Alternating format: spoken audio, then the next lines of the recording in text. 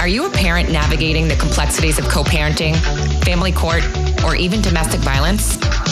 If you are looking for ways to help protect your children and build a strong and supportive community around you, then look no further. Gray Minds Think Alike is your go-to resource for everything related to the complexities of family life. Join us as we dive into thoughtful conversations with experts and explore practical tips and strategies for tackling the challenges of parenthood in the throes of adversity so that no parent feels alone and every child's safety is protected.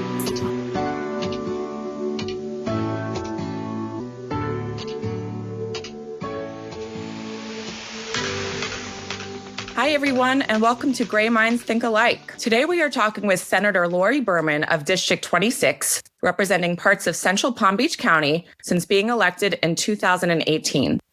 Lori previously served 4 terms in the Florida House of Representatives from 2010 until her election to the Senate. Senator Berman was the Senate sponsor of Greyson's law and played a pivotal role in getting it passed, and I got to see her in action many times up at the Capitol.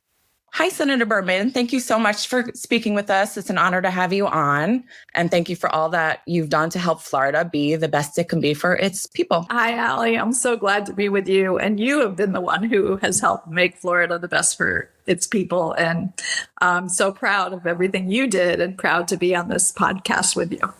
Oh, thank you. I think Greyson did most of the work. Yes, he did. He did a lot of it. And he was watching us. Well, I guess just to start, if you don't mind telling our listeners a little bit about your background, how you got into politics, what did you do before?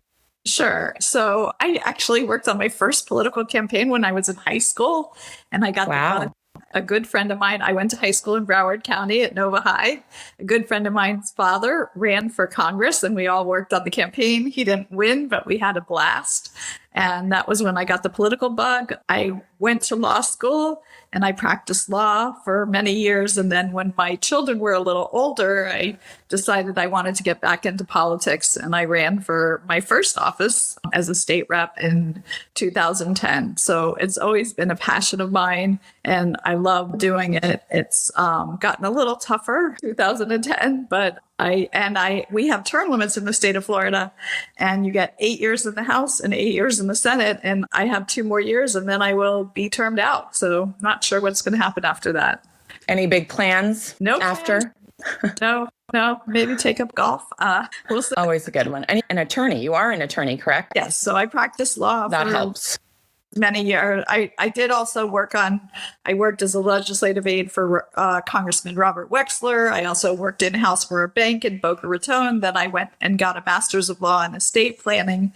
So I have a little bit of background in that area. I kind of did a little bit. My favorite, estate planning. Okay. Well, I'm just curious because it's been a while since I've been in social studies class. What do you actually do as a senator? Sure. So I love to give people a little civics lesson. Don't want to be pedantic about it, but how a bill becomes a law. So, right. And interesting, under the Florida Constitution, there is literally one responsibility that we have.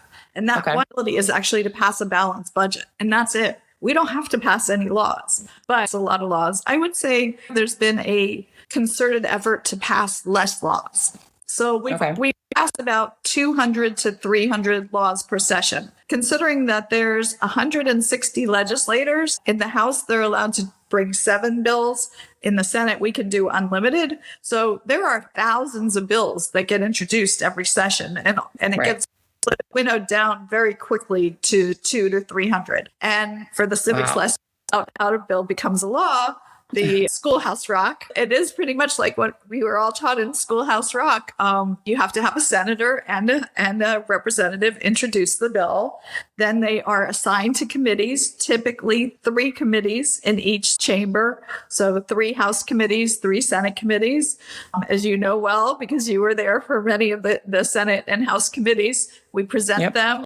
We talk about them. We look into, there may be some compromises. There is some sausage making in the process to get the bill where everybody can agree to it. And then you get through your 3 committees, you have to go to the full floor of the House, the full floor of the Senate.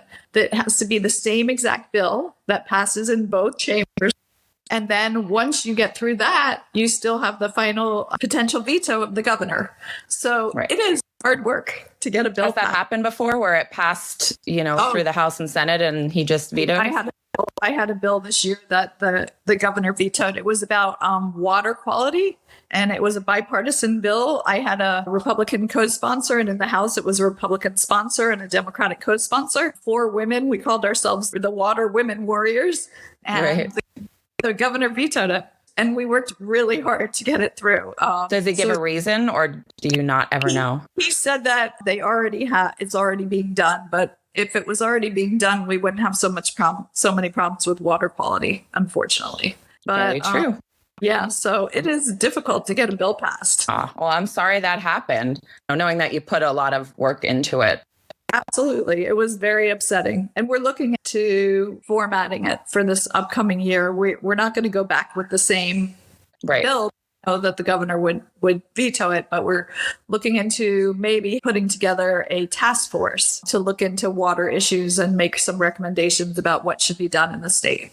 That makes sense. Yeah. Now, how do you choose what battles to fight for when presenting new bills each year? I'm sure people come to you every day. Not every day, but a fair amount of time. When I was in the House, extraordinarily picky about which I wanted to be my 7 bills. I always took 1 or 2 bills that I would call my statement bills that I knew had very little chance of being a passage, but I felt it was important for us to every year make a statement. For instance, gun violence. So I would always do a bill every single year. 1 year I did it to limit the amount of bullets in a magazine. 1 year I did it to say you can't bring a gun into a daycare center or a hospital. Every year I did a different one of those, and I knew that they weren't going to pass, but it was a bill that was important to me. I also did the Equal Rights Amendment every year because that was important to me. And I knew that was an uphill battle in the state of Florida. And then I try and pick, and then also, as you mentioned, I'm an attorney. So the Florida Bar, different sections, especially the real property and probate and the business law, which are more what I practiced, come to me every year, usually with 1 or 2 bills. And those bills are based on maybe a court case that they needed to change or just something that they saw in practice where the law wasn't working the way it's supposed to work. So those bills I traditionally have done. So that will get me additional bills. And then I look at the bills that really matter to me. And when I came in, there weren't that many women in the legislature. There are more now. I think I just looked, the Senate is actually going to be about 37% women, which is great. We're getting close to our 50. I don't know the number in the House. I did not look about that one. So when I came in, women and children were my focus because I was one of the few women and there just weren't enough of those bills. So a lot of times, what I was looking for, and when people would come to me, like for instance, there are people who focus on doing bills for animal protection. That wasn't my area as much. Kind of, I didn't pigeonhole myself. I'll do bills on everything. I'm really proud of a bill I did on public safety for the Purple Alert, which you may have seen in the state, just like Amber. I was the sponsor of the Purple Alert. So when there's a good idea, and that also came from a constituent too. And I feel like the best ideas we get come from constituents. Yeah. They're the ones that, come up with these issues firsthand. So speaking along that, how did you first hear about Greyson's law? Our leader in the Senate, Lauren Book, asked me to take a look at the bill and said, would this be something that you would be interested in doing? And I took one look at it and I said, absolutely. This was for sure a travesty of justice. And it was something that was in my wheelhouse that I felt very comfortable as an attorney and as someone who has advocated for women and children in the legislature. It really was exactly on point for what I wanted to do. Right. Well, I mean, it's definitely a sad story. When you heard about it, what was your first impression? Or, what did you want to see change aside from what was in the bill? What I want to see change is I don't want to see any child ever killed by a parent, ever. I don't understand that. And it's still going on. And it's very disturbing to me. That's the ultimate goal, is no parent should ever, or their domestic partner. I know that's a big problem also, or abused in any way. So that's always been something. One of my gun control bills had a little crossover because I did do a gun control bill about domestic abusers not being able to have access to guns, because we know that's a very important point where we know when they have access to guns, it's very, very dangerous for their partners. Right. I actually have a thought about gun safety or control when it comes to coming up with your parenting plan with your lawyer and your children's time sharing. We have to turn over all of our financial affidavits. We have to literally dissect all of our discovery in front of each other. Yet there's no documentation that says, do you have a firearm in the house? And that is something that I know would have helped me, because I had no idea that Greyson's dad had a firearm or gun. But I think if we have to disclose all of our personal information, I think disclosing that is definitely key. And that's not pro or against guns. This is just transparency. I totally agree with you. And so much of the bills that I have done are gun safety legislation that are not saying we're going to come take away your guns at all, but it should be done handling things in a safe manner. And I wish that was a question that was on that parenting plan.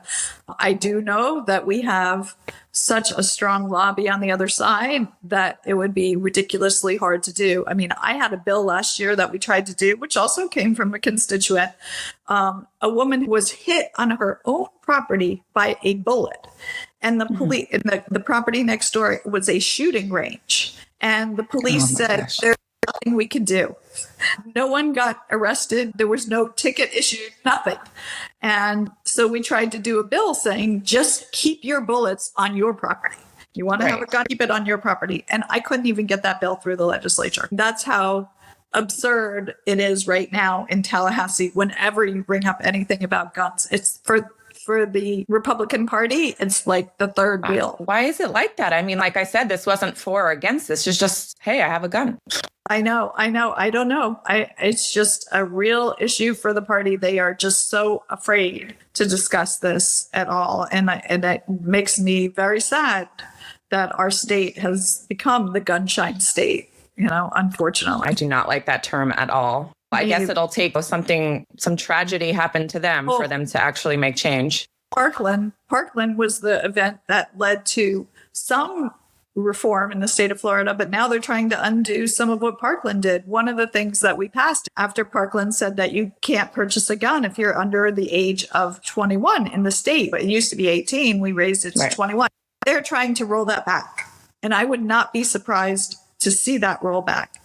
And then the other really great thing that we did after Parkland, which was my bill, because like I said, I always brought these bills. They took it and that was fine. I was very happy, was the risk protection orders, which says if someone's a danger to themselves or others, and you know that they have a gun, you can go to court and ask the court to take the gun away. And it's been used more than 10,000 times since 2018 in the state of Florida. I can imagine. I mean, that's what it took. Parkland was what it took to get something like that passed. And I hope that we never have something else like Parkland. But I wish that my colleagues would be more farsighted and think about the effects of the gun control issue. Absolutely, especially when children are involved. Absolutely. I mean, we just saw a child picked up a gun in their parents that was in their house and shot themselves. It's so sad. And then the other issue is suicide. When there's a gun around and suicidal, they're much more likely to die if they try to do something else. Horrible. Well, I really hope that at some point as a country, we can come together and just say, let's just make it safer. We know you're not going to take them away. Let's just figure out a way to make it safer. Not talking about taking guns away. Right. I have right to self-defense, especially in their own home. It has been totally turned around in this country, unfortunately. And we've seen that with, people going out in the street and just shooting people when they shouldn't. I agree. Now, going back to Greyson's law, we know that it took 2 years to get passed. What do you think happened the first year, or why do you think it didn't pass the first round? So the first round, we had too many chefs. And I actually came in a little bit later in the first round. So I wasn't one of the ones who drafted the bill. I came in later, and our chef in the House got upset, and everybody kept coming and saying, I want to put this in, I want to put that in. the thing is, in the Florida legislature, things happen in baby steps. And if you start putting every single thing in to one bill, it's just going to sink it. And that's pretty much what happened round one of Greyson's law. And the Florida Bar Family Law section actually opposed the bill. And if you have a bill that affects the Family Law section and they say, we're opposed to the way this bill is written, that's the kiss of death for that bill, basically. So what happened was over the summer, after when I then became the head chef on the matter, I wasn't the head chef before that. I was one of the cooks putting in. Over the summer, I became the head chef and I went to the family law section and I said, we need to do this. You need to work with me. You need to figure out how we're going to make this the bill that will have the impact that we want and that you can all support. And they did. I will tell you, they did a great job. They had workshops, they had committees, because they don't all agree on everything. So they got to a consensus product that everybody was happy with. And that was like a big benefit that then we could come back and say, okay, the family law section of the Florida Bar is in support of this bill. And do you think it's as strong as it could be? I mean, I know we had to sort of take out some stuff so it would pass, but in your opinion, I'm just curious. Of course, I would like it to be strong. You always want it to be as strong as it could be, but I think it's a good product. I really do. I think we got to the point where we made the message clear. Like, if you're a judge, you need to be looking at this factor. You need to be looking at what kind of threats are being made by the person. Time sharing agreement when you're deciding if somebody has to bring their child over, So I think we did a great job getting it to where it still had an impact. I wouldn't do a bill if I didn't feel like it was going to have an impact. There's no point in doing a version that wasn't going to have an impact. Of course. No, I get messages every day saying, Greyson's law saved my child's life. I also get messages saying that the judge threw it out, didn't really know much about it. So I think, implementation is also a big thing. Okay, we have this law. How are we going to use it? How do we get the lawyers to learn more about it? How do we get the judges to understand what it is? I know that there's been trainings. I actually sat in on a few with the Florida Bar on their CLE programs introducing Greyson's law.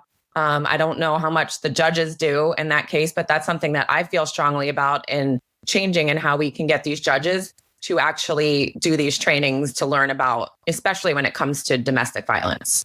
Yeah, no, I agree. And I'm glad. I know the Florida Bar said that they would take the mantle up on that. As a legislator, I can only do so much. But I knew that the bar was going to take it up. I mean, I would like to continue, and maybe we need to do some op-eds and things like that. We could do some op-eds or, saying like, this is the law. We've had a chance to see it in effect in Florida. And yes, in some cases it's been wonderful, but in some cases the judges haven't been as aware, and maybe that'll get some public awareness. I would like to see more public awareness around it. As would I. I know that I felt strongly about, the coercive control language, just because I feel like it's still not recognized as domestic abuse. Right. And I'm here to tell everyone that it happened. I was abused. Greyson was abused. And I was for 4 years and didn't even know it. But It's not normal to control someone's thought patterns and activities and tracking them. That is not a typical situation. Yeah, we didn't use the word coercive control because that is also a very, divisive is the word. It's a word that gets people very up in the air, but we use a lot of the same concept. But we talked about those concepts in the legislation, which I think was important. Have you heard of Caden's law that went federally? I did hear of it. Remind me again what it said. So Caden was a little girl that died at the hands of her father as well up in Pennsylvania. I went to a few fundraisers up in Pennsylvania and met her mom, Kathy, who was instrumental in working with VAWA, the Violence Against Women's Act, and got Caden's law passed that Biden signed federally. Basically, similar things to get mandatory training for judges on this type of abuse. So it is a federal law right now. So I know every state is trying to adapt parts of Caden law in theirs, which is something I'd like to see maybe happen with Greyson's law, because then we can get federal money for it. Oh, okay. Interesting. Yeah, because most of these cases are state cases, right? It would be unusual to see these cases in federal court. but the would be great. Yeah, I'd have to look into that a little bit and see what we could do. Interesting. Okay, good to know. Well, I have tons of ideas. So if we ever want to chat about it, I mean, I can come up with a bunch. Just real quick before we continue, I just want to say again, how thankful I am that you and Hillary were able to make a difference because, it was the second year. The first year, it didn't make much traction and it was still the same story. So I really do appreciate all your time and attention. And I'm sure all the other families across Florida do as well. Thank you. I'm sad that we failed Greyson and that it came to that, but I'm happy that we were able to get legislation passed in his name and hopefully not fail other children in our state. Do you think our justice system is flawed? Oh, I do. I mean, I think it's hard to make a perfect justice system. I mean, I look at capital punishment, for instance. We know that it's disproportionately against minorities. I mean, there's always going to be things in our criminal justice system that have issues, and we continue to try and make it better. It's never going to be perfect. I guess that's all you can do. I think also calling them out and shining lights on what needs to get better is important because otherwise they'll never know. I agree. It's true. I didn't know it was really a problem until your case. I didn't understand. I mean, I will tell you, like I said, as the one who was always representing women and children, I went to the Domestic Violence Coalition in the state of Florida pretty soon after I was elected. And I would say to them every year, do you have a bill that you want me to pass, that you want me to sponsor? I'm happy to sponsor it. What do you have? And unfortunately, if you know the history, that Domestic Violence Coalition at the time was run by a woman who was taking financial advantage of it and was very tied into not changing the status quo. And they never gave me a bill. Never in all those years that I would go to them and say, do you have anything? So unfortunately, for those years, there wasn't a lot of activity that was happening to prevent people in domestic violence situations. I think the woman has since been, I think she might have some charges. She left the state, and I think that group is now trying to regroup and be a stronger coalition, which I hope they will be. So what are a few highlights of your career and what are you most proud of? Or can you share a pivotal moment that shaped your career? That shaped my career. Wow, that's a hard pivotal. And we can leave Greyson's Law out of it. Right. Okay. Yeah. I mean, certainly Greyson's was pivotal. I mentioned to you a little bit about the Purple Alert. That was really exciting for me to get a bill that would help the whole community of people with developmental disabilities. Can you tell me exactly what that is? So what the Purple Alert says, right now we have the Amber Alert and the Silver Alert. The Amber Alert was for young children. If they went missing, the police could immediately start looking for them. Because normally when somebody goes missing, the police have like a 24-hour period before they get panicked because they think maybe the person just got waylaid. They'll come back. So they don't want to spend he's just with his father. Right. So they won't spend the resources. But so we have the amber for children and we have the silver for for over 65, elderly who may have dementia issues or things like that. But we didn't have anything for the middle group at somebody between 18 and 65. And very often we have people with developmental disabilities. And as soon as they're missing, you've got to start looking, especially someone with autism. What happened in the real world case was somebody in their 20s had autism, wandered off from their family home, actually went to a gas station, but they were totally nonverbal. So they couldn't talk, couldn't say anything, and ended up walking into a lake because autistic children particularly are drawn to water, and walked into the lake and drowned. And so if somebody had known that this person was missing when they saw him in the gas station, maybe it could have been prevented. So that was our bill. So if you're in that middle period and you have a developmental disability, the police can start looking for you immediately and they can put out alerts. A lot of times these people are walking, they're not driving, so you won't see this on the highway, but the alerts should be out to the whole community in the, especially like in a gas station terminal, which has a lottery terminal. You can have an alert situation so that people in the community know like there's a missing person and they can be on the lookout for that person. How long do they have to be missing for that? You just report it right away. Just at any time. Same like a child and an over 65. So you can report it right away. The police can set it up and start looking for that person. Last year, there were 300 times the purple alert was used. Yeah, it's been a good tool for law enforcement. They really like using it, and knowing that it's something else in their toolbox that they can use to look for that. Right. My aha moment, that's a really good question. I'm just looking back. I would say my real aha moment was like my second year in the legislature, and my microphone was turned off when I was speaking, and I was pretty shocked because it doesn't happen very much. And we were talking about something about lawyers. I don't even remember what the specific bill was about. And I said, at that point, I had been a member of the Florida bar for like 30 years, maybe 20 something years. And I said something like, as a member of the bar, I can't believe you are doing this. And I found out later on my mic was turned off because I said you, because that was viewed as a personal attack. If I had said, I can't believe the legislature is doing this, it would have been harder for them to turn my microphone off.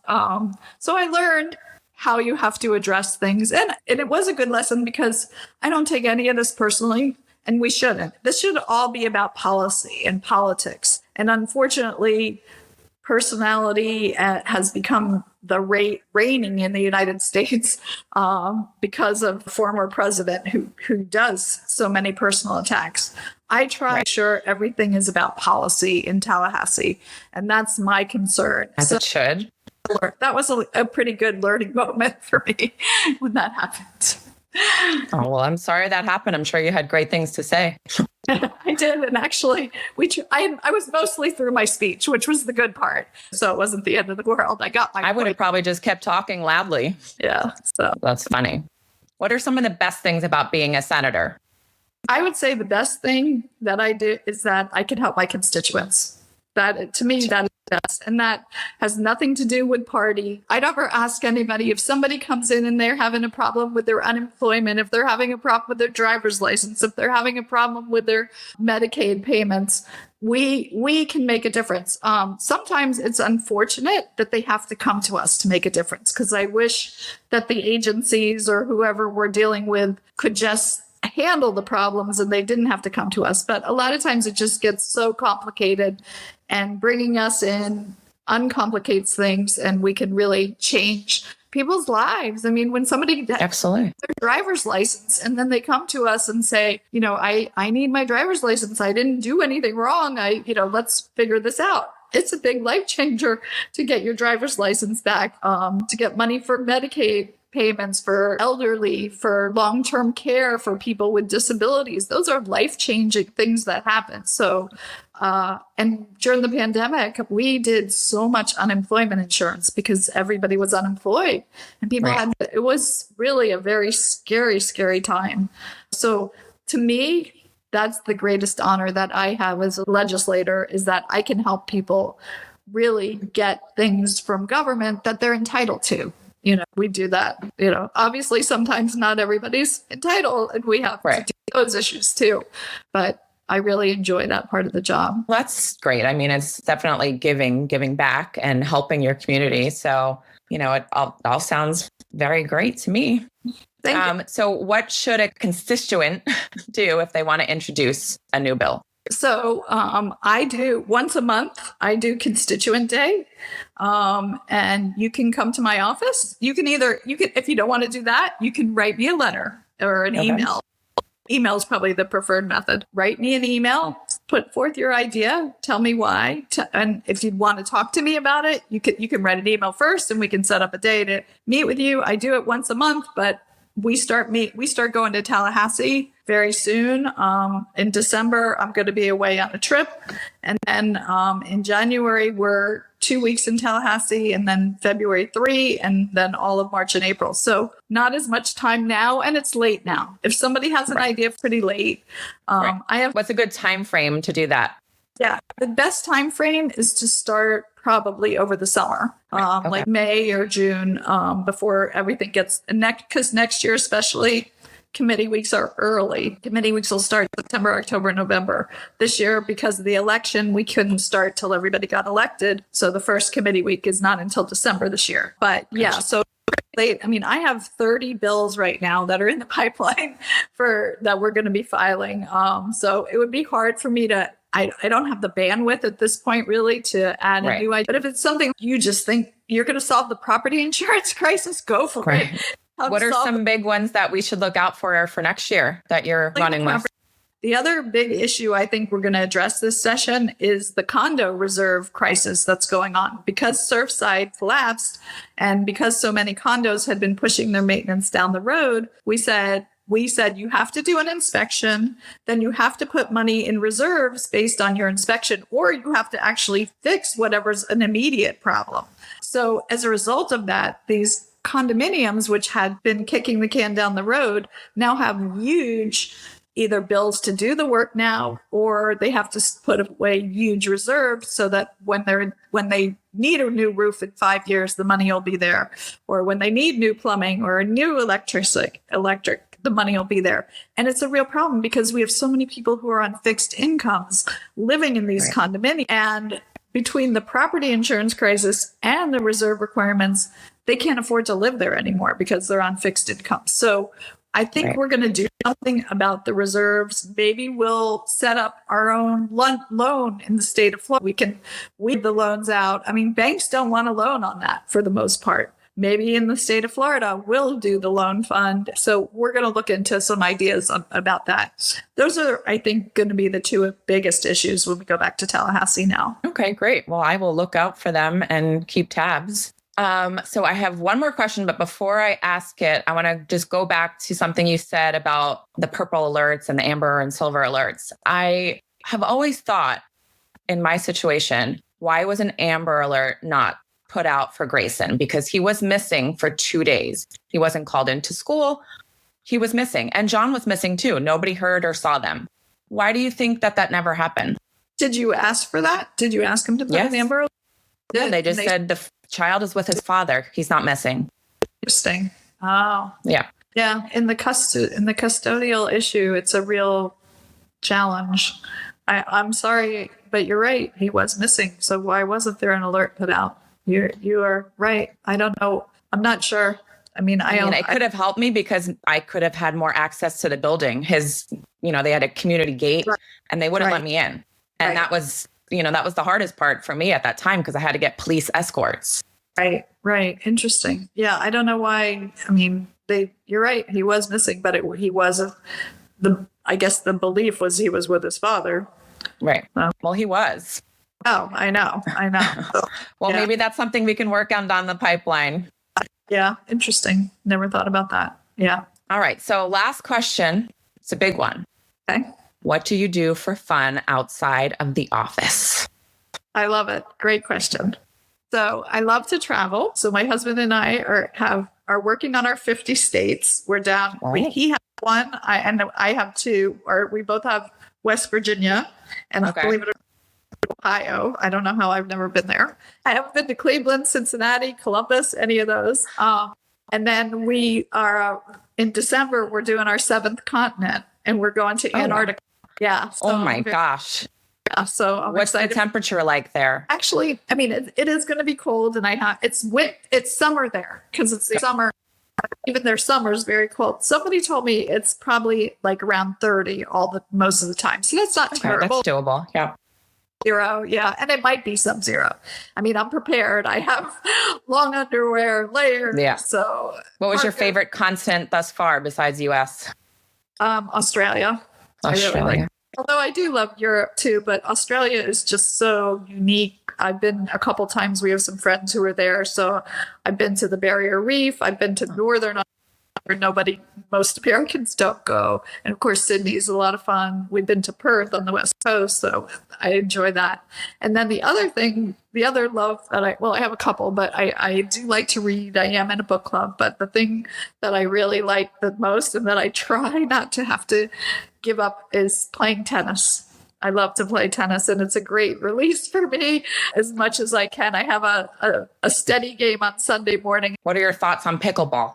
So I've heard about too many people getting injured in pickleball. I know people love it. I've heard about too many people having injuries, and I love my tennis, so I'm just going to stick with it. Stick with what you know. That sounds good. Yeah, but I would say travel, reading, and tennis are my three. Those are great things. I enjoy traveling as well. It's pretty much the only thing that keeps me going at this point. Yeah. So I see you a lot on Facebook and social media on your trips, and they look like they're a lot of fun. Yeah, so. I actually try to do things for Gray, like things that I wouldn't normally do on my own. I do it just for Gray, like going down a water slide, or, I typically wouldn't have done that by myself before I had Greyson. So I do things for him, and I pretend he's with me sometimes. Great. I'm glad. And he is with you. He's always looking down on us. So happy to have taken this tragic situation and made it a positive for the residents of the state of Florida. Well, I have to do something. So I know you're busy, and I appreciate you so much with talking with us and sharing all your knowledge. And we look forward to hearing all about the new session, new bills, and hope to have you back sometime. Would love to come back anytime, Allie. All right, great. Well, thank you so much, Senator Berman, and we will be in touch. Sounds great. Talk to you later. If there's someone that you want to hear from on this podcast, please feel free to send me an email. Or if you would like to be a guest, please reach out at allie@graysonschoice.org. If you'd like to continue to hear our podcast, please consider donating at graysonschoice.org.